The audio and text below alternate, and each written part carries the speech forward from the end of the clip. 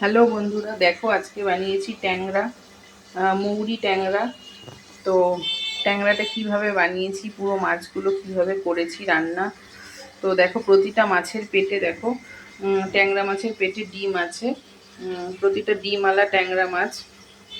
তো মাছগুলো কিভাবে রান্না করেছি, মৌরি ট্যাংরা। তো তোমরা অবশ্যই কমেন্টে লেখো, যদি দেখি তোমরা কমেন্ট করছো যে কিভাবে রান্নাটা করেছি মৌরি ট্যাংরা, তাহলে আমি অবশ্যই তোমাদের কমেন্টে, যদি তোমরা চাও যে রেসিপিটি কিভাবে রান্না করেছি, তো আমি অবশ্যই তোমাদের পুরো রেসিপিটি অবশ্যই দিয়ে দেব। তো দেখো কি ভালো হয়েছে দেখতে, খেতেও সেরকম অসাধারণ একটা স্বাদের মৌরি ট্যাংরা আজকে রান্না করেছি। তো অবশ্যই তোমরা জানাবে যে তোমরা এটা চাইছো কিনা রেসিপিটি। তোমরা যদি চাও তাহলে আমি অবশ্যই রেসিপিটি পুরো শেয়ার করব তোমাদের সাথে।